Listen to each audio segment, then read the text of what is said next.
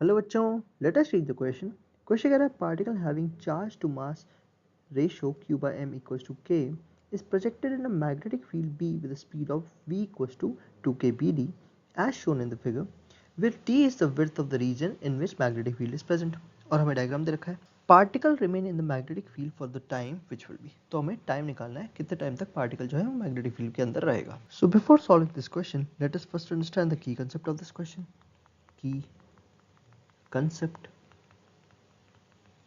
The key concept of this question is based on the charged particle moving in a circular path experiences a force which is equals to the centripetal force, and that centripetal force is equals to the magnetic force. So we can say that mv square by r, that is centripetal force experienced by the charged particle q v cross b.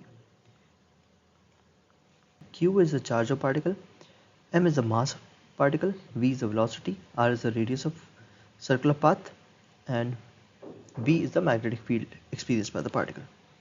And the time period of a particle moving in a circular path is given by 2 pi r by v, that is total distance travelled upon velocity. So now let us solve this question. अब हमें question में क्या क्या दे रखा है, हम given variables लिख लेते हैं। हमें गिवन क्या क्या है, हमें गिवन है k की value that is equal to q by m। हमें गिवन है वेलोसिटी की value that is 2k bd। तो हमें क्या निकालना है, टाइम निकालना है कितने टाइम तक वो पार्टिकल मैग्नेटिक फील्ड में रहेगा। सो हम यहाँ से देख सकते हैं कि जो वेलोसिटी ऑफ द पार्टिकल है उसकी कुछ डायरेक्शन ये है, और जो मैग्नेटिक फील्ड है वो क्रॉस है, यानी वो अंदर की तरफ है, यानी कुछ इस तरीके से। तो मैग्नेटिक फील्ड का डायरेक्शन ये हो गया। तो हम ये देख सकते हैं मैग्नेटिक फील्ड का डायरेक्शन और वेलोसिटी के डायरेक्शन के बीच में एंगल क्या है, 90 डिग्री हो गया। तो यहाँ से हमें क्या पता चल गया, पार्टिकल मूव कर रहा है सर्कुलर पाथ में M we square by R से, which is equal to q v cross B.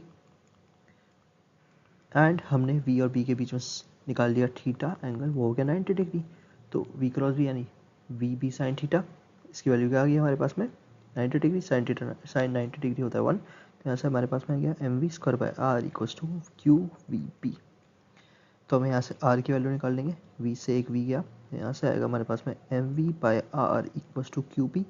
तो r की वैल्यू आ जाएगी हमारे पास में यहाँ से m v upon q into b. तो हमारे पास में रेडियस आ गया पार्टिकल जो फॉलो कर रहा है। अब यहाँ से हम रेडियस की वैल्यू निकाल लेंगे।